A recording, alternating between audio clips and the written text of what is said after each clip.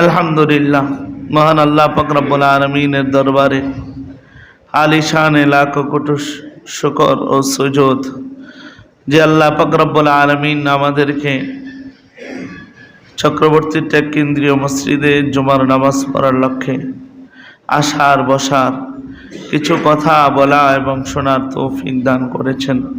এই কারণে মালিকের দরবারে কালিমাতুশ শুকর আদায়ার্থে সকলে বলি আলহামদুলিল্লাহ। আল্লাহ পাক রব্বুল আলামিনের দরবারে শুকরিয়া আদায় করছি যে আল্লাহ তাআলা এমন কঠিন মুহূর্ত, চতুর্দিকে ফিতনা ফাসাদ চলতেছে, এর মাঝখান দিয়েও যে আল্লাহ তাআলা আমাদেরকে মসজিদে আসার, সুন্দর করে ইবাদত করার সুযোগ করে দিয়েছেন। আগেকার ঘটনা শুনতাম, ভারতের মধ্যে মানুষ সুন্দরভাবে ইবাদত করতে পারত না, মুসল্লিদের উপর মসজিদের মধ্যে হামলা হইত। কিন্তু বাংলাদেশের চিত্র এখন যদি দেখি, আগে তো ভারতের চিত্র দেখতাম, এখন তো বাংলাদেশের চিত্রের দিকেও যখন তাকাই তখন চোখে পানি চলে আসে যে 92% মুসলমানের দেশে সুন্দরভাবে ইবাদত করবে, সুশৃঙ্খলভাবে ইবাদত করবে, এটাও করা কঠিন হয়ে দাঁড়িয়েছে। কারণ কি?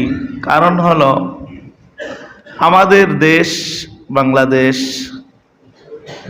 এই দেশের মানুষগুলো, খুসুসান মুসলমানগুলো শান্তির প্রিয়, এরা শান্তি কাম্য মানুষ। স্বাধীনতার আজ থেকে 53 বছর হয়েছে। এই 53 বছর স্বাধীনতা, 53 বছর বয়সে কখনো কোনোদিন শুনেছেন যে কোনো মুসলমানেরা অহেতুক কোনো অন্যায় করে নাই, কোনো অপরাধ করে নাই? সংখ্যাগরিষ্ঠ মুসলমানেরা সংখ্যালঘু হিন্দুদের উপর আক্রমণ করেছে, কখনো নিউজ পেয়েছেন? আক্রমণ করে না, কারণ মুসলমানেরা শান্তিকামী, মুসলমানেরা শান্তি চায়। মুসলমানেরা কখনো এমন অবস্থা হয় না যে মুসলমানেরা, কাফেররা অন্যায় করে নাই, অপরাধ করে নাই, তারপরে এদের উপর হামলা করেছে, এমন নজরানা অন্তত পক্ষে অন্য দেশের খবর জানি না। আমি আমার বাংলাদেশের কখনো সংখ্যাগরিষ্ঠতা মুসলমান হওয়ার পরে যে হিন্দুদের ধর্ম পালন করা যাবে না, হিন্দুরা হিন্দুদের ধর্ম শালাতে যেতে পারবে না, হিন্দুরা হিন্দুদের কিতাব পড়তে পারবে না, হিন্দুরা হিন্দুদের কাজগুলো করতে পারবে না, এমন কোনো দুঃসাহস বাংলার জমিনে কোনো মুসলমান দেখায় নাই, কখনো কোনো মুসলমান নিষেধ করে নাই।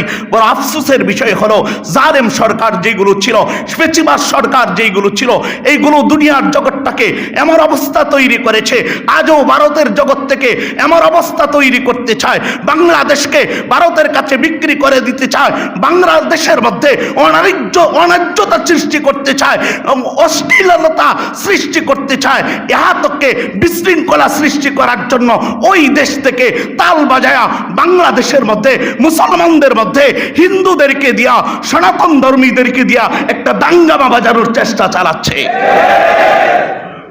বড় আফসোস, আমাদের জন্য বড় আফসোস, কষ্ট লাগে। আপনার হয়তো আজকে কষ্ট লাগছে না, আমার কষ্ট লাগছে। আমার কষ্ট লাগার পিছনে কারণ হলো আমরা সংখ্যাগরিষ্ঠ হয়ে সংখ্যালঘুদের উপর কখনো আক্রমণ করিনি। কিন্তু আমারও প্রশ্ন হলো, আমার ভাই অ্যাডভোকেট সাইদুল ইসলাম আলিফ সে কি করেছিল, কি অপরাধ তার ছিল, কি অপরাধের কারণে মসজিদ ভাঙচুর করতে যাবা? মসজিদ ভাঙচুর করলে তো একজন মুমিনের কলিজায় আঘাত লাগবে, মসজিদে ইবাদত করতে সমস্যা ঘটাইলে একজন মুমিনের আঘাত লাগবে। মুমিন তো ইমানের স্পৃহায় ইমানকে আগে প্রাধান্য দিবে, মুসলমানিত্বকে আগে প্রাধান্য দিবে, মুসলমানিত্বের উপর অন্য কোনো কিছুকে মুমিন প্রাধান্য দিতে পারে না। সুতরাং অ্যাডভোকেট সাইফুল ইসলাম আরিফ তো সেই কাজটা করেছিল, মুমিনের পরিচয় দিয়েছিল, ইমানের পরিচয় দিয়েছিল। কেন তোমরা গলা কেটে হত্যা করলাম? এখন যদি সংখ্যাগরিষ্ঠ, তোমরা সংখ্যালঘু, এখন যদি সংখ্যাগরিষ্ঠ মানুষগুলো তোমাদের উপর আক্রমণ চালায়, তোমাদের ভারত কেন, যাদের সংস্পর্শ তোমরা অবলম্বন করছো, যাদের শক্তিতে শক্তিবান হচ্ছ, এদের নয়, এদের গোষ্ঠীর সব সহ কতল করে দেওয়া সম্ভব। আরো বাবারও ক্ষমতা নেই, ভারতের বাবারও ক্ষমতা নেই আমাদেরকে কোনো কিছু করার। বৃদ্ধাঙ্গুলি প্রদর্শন করি, তাদেরকে গণার আমাদের টাইম নাই। আমরা মুসলমান, আমরা যুগ যুগ ধরে ভারতের বিরুদ্ধে, ইসকনের বিরুদ্ধে, ইহুদিদের বিরুদ্ধে, নাসারাদের বিরুদ্ধে যুদ্ধ করতে করতে এই পর্যন্ত আমরা আসছি। আমাদেরকে ভয় দেখালে লাভ হবে না। কিন্তু কেন করি না? না করার পিছনে একটা কারণ হলো আমরা শান্তিপ্রিয় মানুষ। আক্রমণ করেছে, পাল্টা আমরা আক্রমণ করছি? আমাদের ভাই সাইফুল ইসলাম আলিফ ভাইকে হত্যা করেছে, শহীদ করে দিয়েছে, আমরা আক্রমণ করিনি। ওর জানাজায় শরীক হইতে গিয়েছিল শারজিদ সালাম আর হাসানাত আবদুল্লাহ। ওরা আসতেছিল রাস্তায়, আসার পরে ট্রাক চাপা দেওয়ার বহু চেষ্টা চালিয়েছে। প্রশ্ন দাঁড়ালো, এরা কারা? এরা কারা যারা বাংলাদেশের মধ্যে এইরকম বিশৃঙ্খলা সৃষ্টি করতে চায়, হাঙ্গামার দাঙ্গামা বাজাতে চায়? এরা কারা? মুসলমান এই জন্য সোচ্চার হওয়া চাই। আর কিভাবে আপনারা সোচ্চার হবেন? আপনারা তো ইহুদির দালালি তো আপনাদের ভিতরে, আমাদের ভিতরে ভরপুর। রাগ করবেন না, সত্যি কথা। কোরআনুল কারীম 24 নম্বর পারা, কথাগুলো আগে বুঝবেন। আমি অত আওয়াজে বলবো না, অতটুকু আওয়াজে, কারণ আরও আমার অনেক জায়গায় কথা বলতে হবে, যার কারণে বলছি এভাবে। এবার দেখেন, আবার একটু চিন্তা করেন যে আমরা মুসলমান, আমাদেরকে আল্লাহ তাআলা কিতাব দিয়েছেন কোরআন। আমাদের কিতাবের নাম কি? কোরআন। আমরা কোরআনুল কারীম আমাদের কিতাব। আমাদের কিতাব যখন মুহাম্মদুর রাসূলুল্লাহর উপর নাজেল হয়, নাজেল হওয়ার পরে মুহাম্মদুর রাসূলুল্লাহ সাল্লাল্লাহু আলাইহি ওয়াসাল্লাম কাফেরদেরকে দাওয়াত দিচ্ছিলেন। কোরআনের তেলাওয়াত শোনার জন্য কাফেরদেরকে বলতেছিলেন। কাফেররা কি করছিল জানেন? وقال الذين كفروا لا تسمعوا لهذا القرآن। কাফের মুশরিক বেঈমান বেদিনরা চিন্তা করলে মুহাম্মাদের কোরআন তেলাওয়াত শ্রবণ করানো যাবে না, কেননা মুহাম্মাদের কোরআন তেলাওয়াতের ভিতরে এমন একটা মাধুর্যতা আছে, মুহাম্মাদের কোরআন তেলাওয়াতের ভিতরে এমন একটা জাদু আছে। কাফের নয়, মুশরিক নয়, যেই শুনে সেই পাগল হয়ে যায়। ইহুদির কানের মধ্যে যদি কোরআনের তেলাওয়াত যায়, ইহুদি পাগল হয়ে যায়। নাসারার কানের মধ্যে যখন কোরআনুল কারীমের তেলাওয়াত যায়, নাসারা পাগল হয়ে যায়। এতকে ওই সময় মুহাম্মদুর রাসূলুল্লাহ সাল্লাল্লাহু আলাইহি ওয়াসাল্লামের বিরুদ্ধে যারা বিরুদ্ধাচরণ করত, আবু জাহেল, উতবা, শাইবা, বড় বড় কাফেররা, যারা মুহাম্মদুর রাসূলুল্লাহকে মানত না, মুহাম্মদুর রাসূলুল্লাহর বিরুদ্ধে বিরুদ্ধাচরণ করত, ওই সময় আবু জেহেল, উতবা, শাইবা পর্যন্ত ফাঁকে ফাঁকে সুযোগ পায়া পায়া রাত্রি বেলা গিয়া মুহাম্মদুর রাসূলুল্লাহ সাল্লাল্লাহু আলাইহি ওয়াসাল্লাম যেখানে কোরআন তেলাওয়াত করতেন, এখানে বেড়ার পাশে, জানালার পাশে গিয়ে দাঁড়ায়া থাকতেন। দাঁড়ায়া দাঁড়ায়া কোরআনুল কারীমের তেলাওয়াত শুনতেন।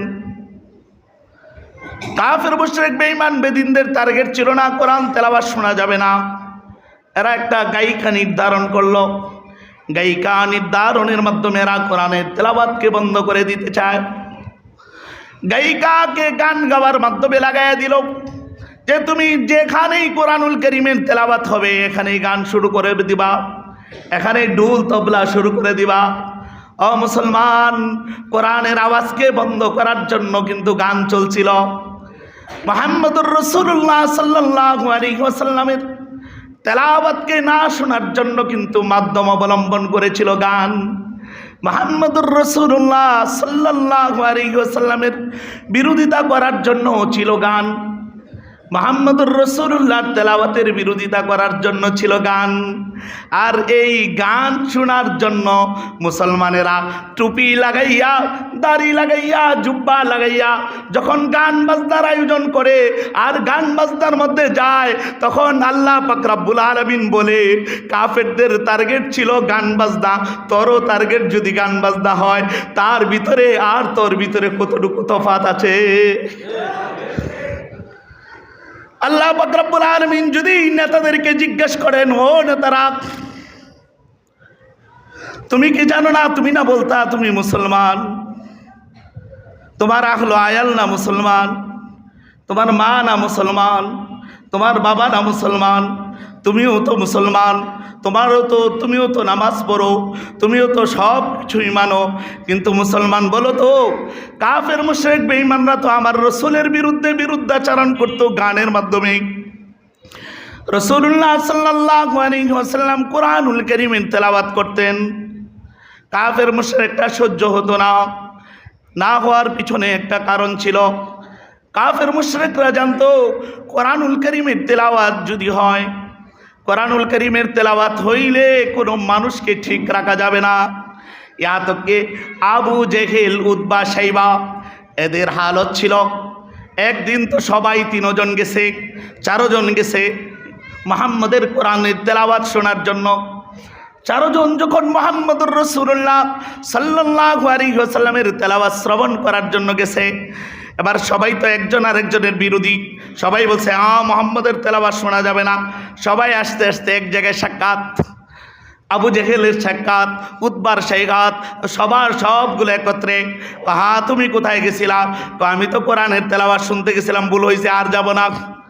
সবাই বলতেছে আর যাব না। ওয়াদা করলো, ছাড়লো, ওয়াদা করার পরে ছাড়ার পরে যাবে না। এবার পরের দিন এক একজনের টার্গেট ভিন্ন হয়ে গেল, কারণ মুহাম্মদুর রাসূলুল্লাহ সাল্লাল্লাহু আলাইহি ওয়াসাল্লামের তেলাওয়াতের এই পরিমাণ মাধুর্যতা ছিল, এই পরিমাণ জাদুমাখা ছিল যে মুহাম্মদুর রাসূলুল্লাহ কোরআনুল কারীমের তেলাওয়াত করতেন, মানুষগুলো পাগল পারা হয়ে যেত, মানুষগুলো ঈমানের পিছনে দৌড়াইতে শুরু করত, ঈমানের পিছনে দৌড়াইতো, ঈমানের পিছনে দৌড়াইতো। যাকে যাকে মুসলমান মুহাম্মদুর রাসূলুল্লাহ সাল্লাল্লাহু আলাইহি ওয়াসাল্লামের তেলাওয়াত শুইনা, তেলাওয়াত শুনতে শুনতে এরা পাগল পারা ঈমানের জন্য। শুধু মুহাম্মদুর রাসূলুল্লাহ নয়, আল্লাহ পাক রব্বুল আলামিনের একজন নবী ছিলেন হযরতে দাউদ আলাইহিস সালাতু ওয়াস সালাম। দাউদ আলাইহিস সালাতু ওয়াস সালামকে আল্লাহ অমায়িক সুন্দর একটা কণ্ঠ দান করেছেন। দাউদ আলাইহিস সালাতু ওয়াস সালাম যখন কিতাবের তেলাওয়াত করত, মাছগুলো চলে আসতো দাউদ আলাইহিস সালামের তেলাওয়াত শোনার জন্য।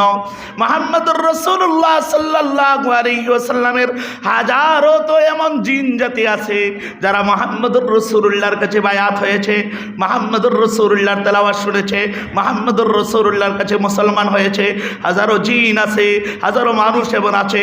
সবগুলো শুধু এইটাই নয়, কোরআনুল কারীমের তেলাওয়াত শ্রবণ করতে পাগল পারা ছিল চতুষ্পদ জানোয়ারগুলো। চতুষ্পদ জানোয়ারের মধ্যে হরিণ দেখেন মুহাম্মদুর রাসূলুল্লাহর কথা শুনতো, সব প্রাণীগুলো মুহাম্মদুর রাসূলুল্লাহর কথা শুনতো। শুধু সব প্রাণীগুলোই মুহাম্মদুর রাসূলুল্লাহর কথা শুনতো না, তেলাওয়াতের কথা শুনতো না। এতকে চাঁদ দেখে দেখেন, সূর্যকে দেখেন, সবগুলোই মুহাম্মদুর রাসূলুল্লাহর কথা শুনতো। একদিন আবু জেহেল আইসা বলে, ও মুহাম্মদ, তুমি যদি এই চাঁদকে দ্বিখণ্ডিত করে দেখাইতে পারো, আমি ঈমান আনবো, আমি মুসলমান হয়ে যাব। রাসূল করিম সাল্লাল্লাহু আলাইহি ওয়াসাল্লাম আবু জেহেলকে বললেন, সত্যি কথা বলতেছ, ঈমান আনবা তো? হ্যাঁ। মুহাম্মদুর রাসূলুল্লাহ খালি আঙ্গুলের ইশারা দিলেন, চাঁদ দ্বিখণ্ডিত হয়ে গেল। এবার চাঁদ দ্বিখণ্ডিত যখন হয়ে গেল, আবু জেহেলকে বলল ঈমান আনার জন্য। আবু জেহেল তখন আর ঈমান আনে নাই। কারণটা কি? এরা জানতো মুহাম্মদুর রাসূলুল্লাহ সাল্লাল্লাহু আলাইহি ওয়াসাল্লামের তেলাওয়াত শুনলেও মানুষগুলো পাগল হয়ে যাবে। এই জন্য তেলাওয়াতকে বন্ধ করার জন্য, তেলাওয়াতের মিশনকে বন্ধ করার জন্য কাফের মুশরিক বেঈমান বেদিন নাস্তিকগুলো সিস্টেম করলো কিভাবে করা যায়। এরা মহিলা আনলো, নায়িকা আনলো, গায়িকা আনলো গান বাজানোর জন্য। আমি এবার আপনাদের কাছে জিজ্ঞাসা করতে চাই, কারা আনলো গায়িকা গান বাজানোর জন্য? কাফেররা, মুশরিকরা। কারা আনলো? কাফেররা আনলো। গান বাজানোর জন্য আনছে কাফেরেরা, কোনো মুসলমান নয়। কারণ মুসলমান কখনো গান বাজানোর জন্য মানুষ আনতে পারে না, গান বাজানোর জন্য কোনো অনুষ্ঠান করতে পারে না।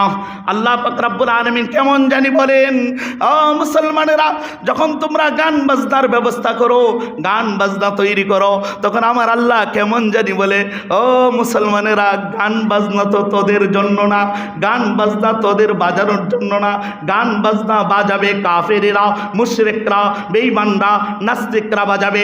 তুমি যদি গান বাজনা বাজাও, গান বাজনার জন্য টাকা দাও, গান বাজনায় গিয়ে অংশগ্রহণ করো, মনে রাখবা তুমি তাদের উত্তরসূরি হয়ে যাবা। এবার আমি আপনাদের কাছে জিজ্ঞেস করি, আজকে ইহুদিরা আমাদের উপর হামলা করে কেন, নাসারারা আমাদের উপর হামলা করে কেন? হওয়ার পিছনে কারণ হলো নাস্তিক মনোভাব কিছু মুসলমানের আছে, যারা গান বাজনা তৈরি করে, ইসলামকে মাইনাস করে গান বাজনা তৈরি করে, আর এদেরকে আমরা সাপোর্ট করি, এদের অংশগ্রহণ পেয়ে আমরা করি।